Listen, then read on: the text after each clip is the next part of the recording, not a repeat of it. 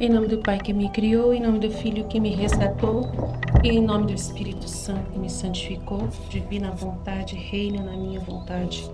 Ó minha mãe, eu te amo e tu me amas, dá-me gole da vontade divina, minha alma. Me abençoa, Mãe, para que todas as minhas ações sejam feitas diante de vossos olhos maternais. Em nome do Pai, do Filho e do Espírito Santo. Amém. Suprema Majestade, venha em sua divina vontade, em nome de todos, do primeiro ao último homem que existirá na terra, para dar a ti as homenagens que tendes direito, as adorações, os louvores, o amor, as reparações por todos e por cada pecado. Venha, Senhor, na tua divina vontade. Dou-te a minha vontade humana, por meio do Imaculado Coração de Maria, que possui todos os dons e os frutos da divina vontade.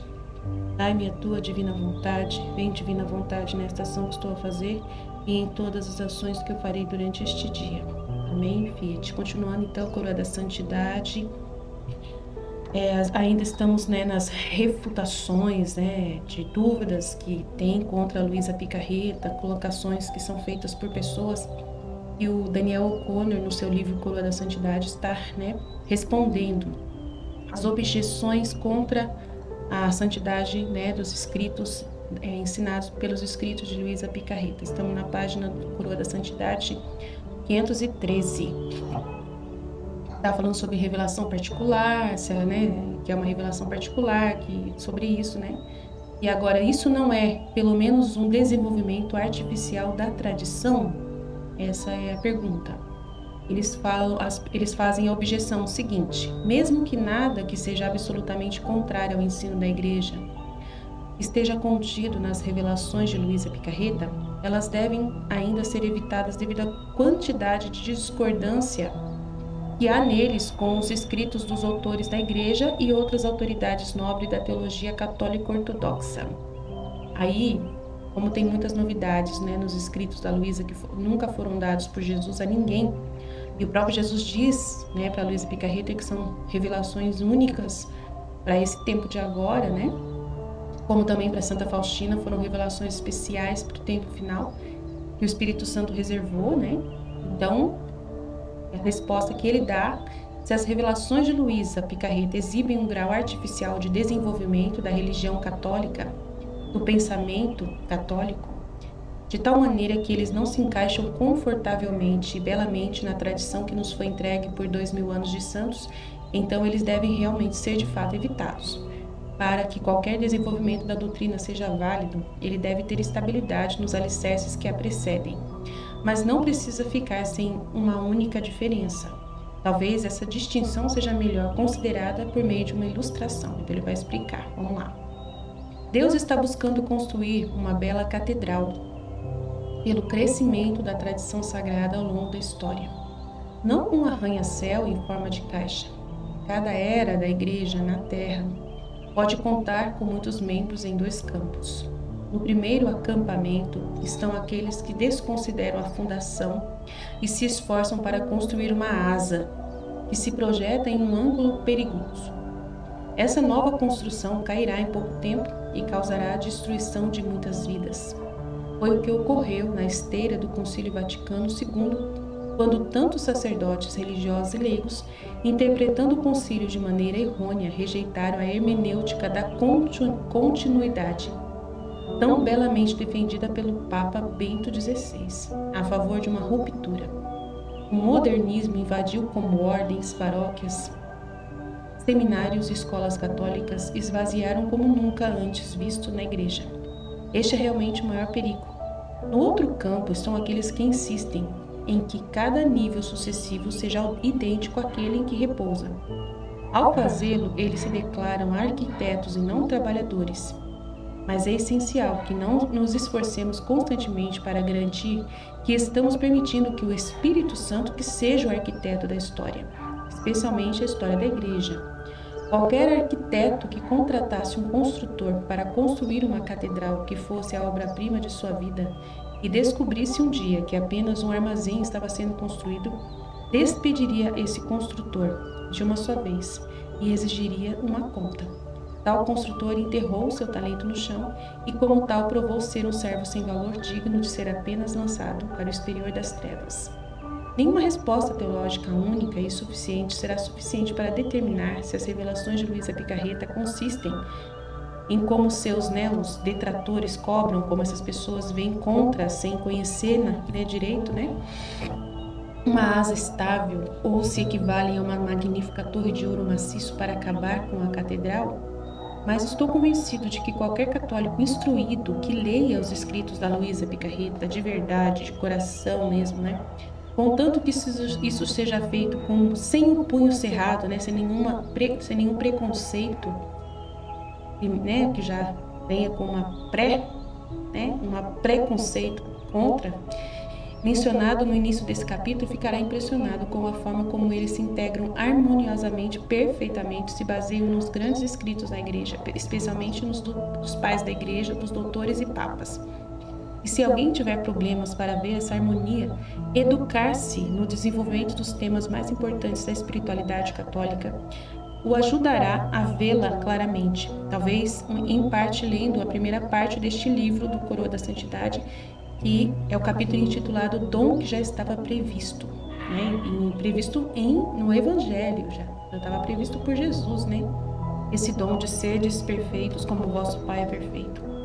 Venha o vosso reino, seja feita a vossa vontade, assim na terra como no céu. Então, um sonho de Deus que ainda estamos aguardando se realizar, então, que Ele trouxe essas revelações de como vai ser esse trabalho, como vai ser essa implantação, como essa vontade divina vai ser realizada na terra, assim como no céu. Então, esse é o material dado a Luisa Picarreta, Esses são os escritos que Jesus está ensinando para a gente como que vai se acontecer isso, sem negar nada do que está nos evangelhos, sem negar nada do que está na doutrina e tradição católica e magistério católico. Mas talvez a preocupação de alguém não seja tanto que isso seja um desenvolvimento artificial, mas que o próprio desenvolvimento seja simplesmente grande demais. Tão grande, talvez, que pretenda superar a revelação pública. Então agora passamos à próxima objeção. A magnitude dessas revelações não implica que elas reivindicam superar a revelação pública dos evangelhos. Então a objeção é essa. Uma santidade nova e divina, até agora praticamente desconhecida, totalmente inexperiente pelos maiores santos da história da Igreja, agora pronta para ser aceita. Uma breve terceira renovação, o fiat da santificação, que em certo sentido será ainda maior que a redenção em si.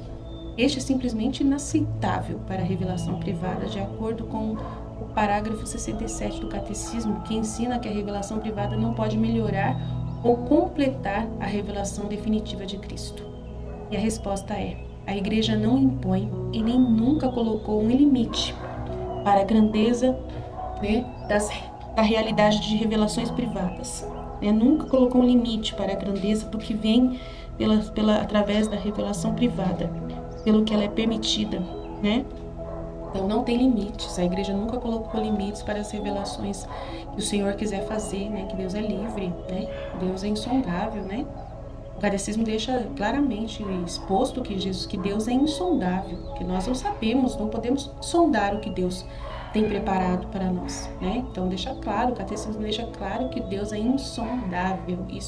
Isso impõe para nós que nós temos que estar abertos às suas revelações até os últimos tempos, Essa trela do céu, essa trela do céu, não sei por que tá trela aqui, não sei para quê, Você sabe, a gente traduziu, esse livro por um tradutor, por um sistema de tradução que mantém a formatação original do livro. Então, às vezes, alguma palavra sai aqui que não bate com o conteúdo. Então, está escrito essa trela do céu, mas eu não sei o que quer dizer isso.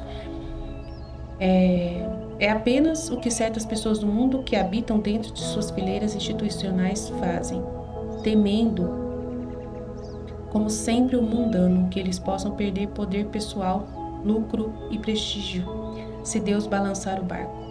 Tá. Então, está falando que essa objeção que as pessoas fazem é constante, É constante. Aconteceu com os fariseus na época de Jesus e acontece agora também, São objeções que são feitas por certas pessoas do mundo que habitam dentro de suas fileiras institucionais, que temem, como sempre, o mundano, que eles possam perder poder pessoal, lucro ou prestígio se Deus balançar o barco demais.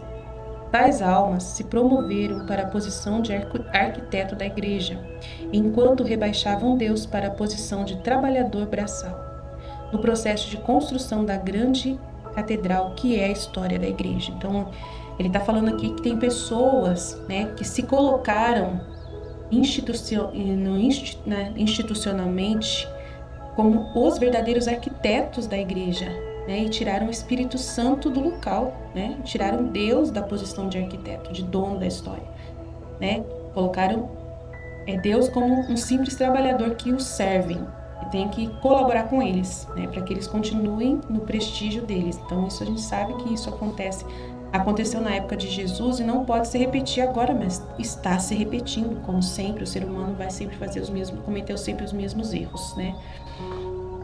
E, no entanto, o catecismo da Igreja Católica certamente deve sempre ser submetido, pois é verdadeiramente autêntico magistério, né? Deve ser a gente deve se submeter a ele até então. Portanto, não é uma pergunta desonesta perguntar se Jesus, né, nas suas revelações a Luísa, constituiu um esforço para superar e melhorar e completar ou corrigir a revelação pública definitiva, isto é, o depósito da fé. Pois se eles fazem, então de fato o catecismo rejeita tal esforço. Mas uma investigação honesta sobre o conteúdo relativo dessas revelações revela rapidamente que a resposta é uma retumbante não. As revelações particulares de Jesus a Luísa Picarreta de forma alguma violam o relacionamento adequado entre a revelação pública e privada. Ao procurar esclarecer essa questão, é útil comparar, por um lado, a revelação pública e, por outro lado, a revelação privada de Luísa. Então, vamos lá, vamos comparar a revelação pública em Cristo versus revelação privada por Luísa. Vamos ver. Deus é revelado como 3 pessoas, não uma. Essas 3 pessoas agora desejam compartilhar sua vida mais plenamente com as criaturas. Jesus se revela como divino. Luísa insiste que ela é a mais humilde de todas as criaturas e Jesus confirma que ela é exatamente isso. Embora verdadeiramente cumpra e não contradiga a lei, no entanto, uma mudança radical de foco é instituída para longe dela em direção à pessoa de Jesus Cristo. Simplesmente um aprofundamento e intensificação do foco e amor da mesma pessoa de Jesus Cristo. Uma comparação, né? Verdadeiramente cumpra e não contradiz a lei. No entanto, uma mudança radical de foco é instituída para longe dela em direção à pessoa de Jesus Cristo. E aqui, né, a pessoa de Jesus Cristo é o centro, né? Está simplesmente aprofundando e intensificando o foco e amor da pessoa de Jesus Cristo. Então, é o que aconteceu na revelação pública. No 4, nova permanente igreja estabelecida na terra que é necessária para a salvação. Nova espiritualidade introduzida, destinada a ser obediência, né, e se encaixar pacificamente dentro de uma mesma igreja por uma questão de santificação completa. Então, não está destruindo a igreja, né, não está se impondo sobre a igreja. É uma nova espiritualidade introduzida para uma santificação completa. Instituídos 7 sacramentos. Nenhum sacramento foi instituído. Os mesmos 7 sacramentos continuam sendo o caminho da santidade exposta no livro da Luísa. Um novo sacerdote estabelecido. Nenhum novo sacerdote foi estabelecido, né? Esses mesmos sacerdotes católicos são chamados para ser os principais arautos da vontade divina. Os mesmos sacerdotes que foram chamados por Cristo, são os que são principais arautos da vontade divina, que devem divulgar, né, como na Santa Faustina também, os sacerdotes são colocados em xeque, né, eles que devem falar mais sobre a misericórdia. Para Luísa também, quem mais deveria falar sobre a vontade divina são os sacerdotes. Leis alteradas, por exemplo, divórcio tornado inadmissível, preceitos jurídicos mosaicos dispensáveis, todos os alimentos declarados limpos, circuncisão abolida. Leis totalmente inalteradas, continuam as mesmas leis, né? Liturgia radicalmente nova em substância e forma. A liturgia é idêntica, é a mesma liturgia, não muda nada. Muitos convocaram uma vida completamente nova, diferente, inclusive externamente, por exemplo, os apóstolos, discípulos, comunidades do livro de Atos, ordens religiosas e clérigos. Seguidores chamados a viver as suas mesmas vidas, né? Como matrimônio, a mesma vida, não mudou nada. 10. Mudança total na liderança do sacerdócio levítico e ministério petrino. Toda a autoridade permanece com o sucessor de Pedro e todo o seu magistério. Então, continua o Papa sendo o chefe da igreja normal. Então, não mudou nada. Então, uma imagem clara emerge mesmo dessa breve consideração dos fundamentos da revelação pública definitiva que recebemos em Cristo e das revelações privadas sobre a vontade divina dadas a Luísa. Elas são totalmente, sem confusões, distintas em sua função essencial. As revelações dadas a Luísa Picarreta se enquadram perfeitamente dentro dos limites da revelação privada, conforme dados pela Igreja, mesmo que não caibam na caixinha em que alguns católicos de espírito mundano fabricaram e se esforçaram para forçar a revelação privada, para poder jogar fora ela, para poder ignorá-la, Mas isso pode levar alguém a perguntar: qual é então o propósito desses parágrafos do catecismo, se uma revelação privada tão ousada quanto a de Luísa Picarreta não se qualifica para ser condenada por eles? Mesmo a história recente da Igreja não fornece escassez de movimentos, revelações, cultos e novas espiritualidades que demonstram claramente a importância desses parágrafos do catecismo, movimentos que até hoje atraem inúmeras almas para longe de Cristo. Considere, por exemplo, os trágicos sucessos de apenas alguns, como Testemunhas de Jeová, Mormons, Movimento da Nova Era, dispensacionalismo cristão, movimentos heréticos ou cismáticos dentro da Igreja Católica que muitas vezes se baseiam em supostas revelações particulares, por exemplo, o chamado Exército de Maria. Uma vez, dezenas de milhares de pessoas fortes, cuja fundadora Mary Pauline Giguere foi reivindicada para ser a pessoa da quinternidade, que incluía a si mesma e a Virgem Maria, substituindo a Trindade, ou a chamada Igreja Católica Palmariana, cujo Papa foi nomeado diretamente por uma revelação particular.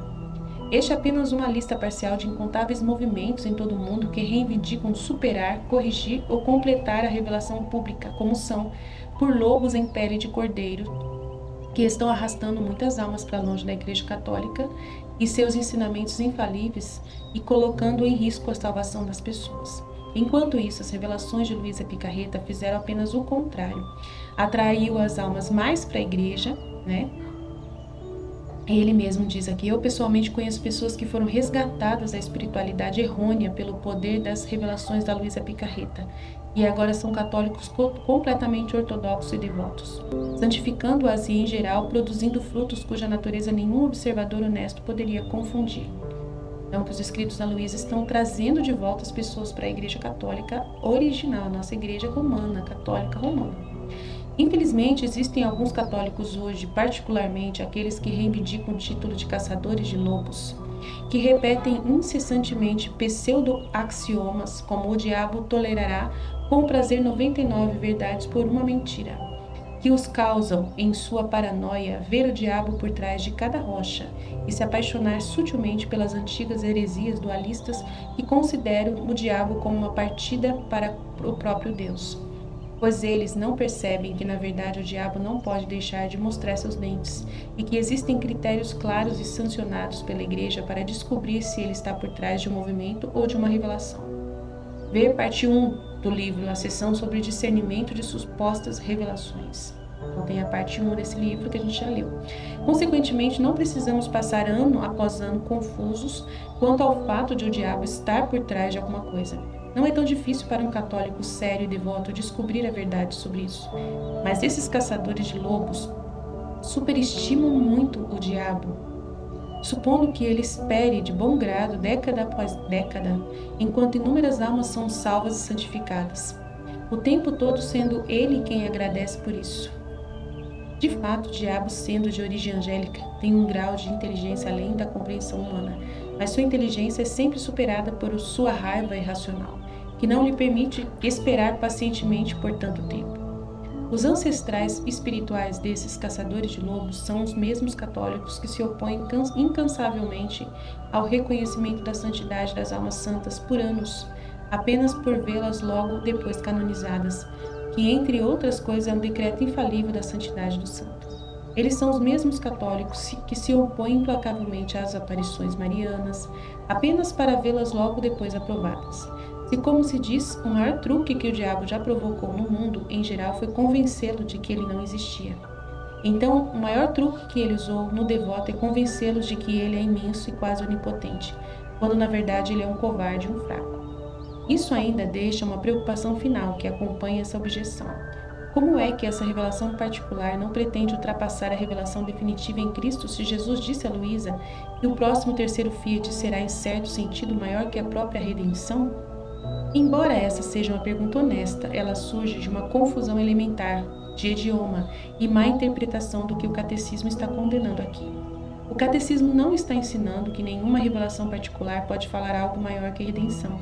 Está ensinando que nenhuma revelação particular pode reivindicar em si ser maior revelação pública, a maioria dos quais pertence para a redenção. Considere uma hipótese, autêntica, privada revelação com a qual Deus escolheu abençoar o mundo através de um certo santo. Uma revelação que descreve alguns detalhes do céu. De fato, isso ocorreu muitas vezes ao longo da história da Igreja. Essa revelação particular propriamente subserviente e julgada pelo padrão da revelação pública, assim como as revelações de Luísa, no entanto, essa revelação fala de algo maior que a redenção, o céu. Agora está claro que o céu é maior que a redenção, porque os fins são sempre maiores que os meios correspondentes usados para alcançá-los. Por exemplo, a saúde é maior que a medicina. Este é um princípio lógico, básico do pensamento racional. Redenção é o meio, o céu é o fim. A Igreja até ensina que os sacramentos, eles mesmos, a própria extensão da redenção ao longo do tempo, cessarão quando o que for superior a eles, ou seja, o céu, começar. A partir disso, fica claro que a revelação privada está bem dentro dos limites da ortodoxia, mesmo quando fala de algo maior que o objeto principal da pública revelação, ou seja, a redenção, e que as revelações de Luísa falam sobre a grandeza superior de o próximo fiat de santificação. Em relação à grandeza do fiat da redenção, não é de forma alguma ortodoxa. Muito importante, mais importante ainda, devemos lembrar como Jesus diz repetidamente a Luísa, que aquele fiat da santificação não é separado da redenção. Eles são um no mesmo e cada um constitui a vida do outro. É apenas a triste protestantização da teologia católica que procura colocar uma ruptura entre eles. Veja a seção na parte 1 deste livro sobre divinização para mais detalhes. Pois somos criaturas finitas e temporais, olhando para as ações infinitas, eternas e perfeitas de Deus no mundo. O que vemos como diferente, ele pode ver como um. O mesmo acontece com a redenção e o futuro fiat da santificação. Eles são um e o mesmo. O último é meramente o fruto completo e o florescimento do primeiro, separados no tempo, mas não... Agora ficou aqui, trabalhado aqui. Separados no tempo e não sei o que. Infelizmente, não é um empreendimento divino novo e distinto. Quando Cristo foi concebido no ventre de Maria, quando Cristo trabalhava na carpintaria de São José, quando Cristo estava pendurado na cruz e quando Cristo ressuscitou dentre os mortos, era verdadeiramente o reino da vontade divina na terra que ele era, construindo tudo isso, ainda que de forma oculta e interior, pois ele estava esperando até hoje para revelá-lo completamente e nos convidar a reivindicá-lo como nosso. Mas talvez as preocupações de alguém não se refiram tanto à grandeza da revelação ou à grandeza do fiat da santificação, mas à aparente grandeza da própria Luísa nesse grande plano. Então, a Luísa ela é muito importante, né? E aqui vai ter essa realidade de falar sobre ela, né? E ela é muito importante nesse contexto, tá? Vamos lá. Luísa não é exaltada demais nesses escritos? Objeção. Essas alegadas revelações exaltam Luísa em demasia, chegando a chamá-la da segunda virgem, dizendo que ela é necessária para cumprir o plano de Deus para o mundo desde toda a eternidade, dizendo que sua revelação particular é pré-condição necessária para o estabelecimento do terceiro fiat de Deus, o da santificação, que segue os dois primeiros, criação e redenção. Resposta. Jesus repetidamente deixa claro para Luísa que ela não é a Virgem Maria, né? A mesma. Não, Luísa é a rainha da vontade divina. Luísa nunca chegará perto de Maria nem de nós. Ela apenas chama Luísa, ele chama ela de Luísa, filha da divina vontade, enquanto Nossa Senhora é a filha grande da mesma, da divina vontade. Jesus até lamenta a Luísa que as pessoas em seus dias atribuíram falsamente essa comparação às suas palavras. Eles falaram como se eu tivesse lhe dito que você era como se fosse outra rainha. Quanta bobagem! Eu não disse que você é como a rainha celestial, mas eu quero você semelhante a ela. Assim como eu disse a muitas outras almas queridas a mim, que eu as queria semelhantes a mim, mas com isso elas não se tornariam Deus como eu. O próprio Jesus fala sobre isso, no livro. Por outro lado, é verdade que Luísa é a cabeça terrena desta missão do terceiro Fiat de santificação. Mas o que é tão difícil de acreditar sobre isso? Nesta missão, Jesus precisa usar um instrumento humano que ainda seja um viajante, um morador da terra, como sempre faz em suas maiores obras. É surpreendente que ele tenha escolhido uma virgem humilde comum? Claro que não. O estranho seria se ele escolhesse não fazer dessa maneira. Vamos considerar uma situação análoga, uma comparação. Quem é maior, o sacerdote que consagra o exército ou o diácono, que em uma certa liturgia o distribui como ministro extraordinário da Sagrada Comunhão? Claramente é o padre. A dignidade do seu ofício está muito além do diácono, pois este não compartilha da ordem do sacerdócio e não age em persona Christi como o padre faz. Além disso, a grandeza de proferir as palavras da instituição com eficácia está radicalmente acima do simples acolhimento de um anfitrião, dizendo o corpo de Cristo, e colocando-o na língua do comunicante. No entanto, neste caso, é o diácono que é a causa instrumental próxima do desígnio final de Deus em relação à Eucaristia, que ele seja recebido por suas criaturas nela. É assim que devemos ver Luísa e a Virgem Maria. Com a Santíssima Virgem como análoga ao sacerdote, a Luísa é análoga ao diácono.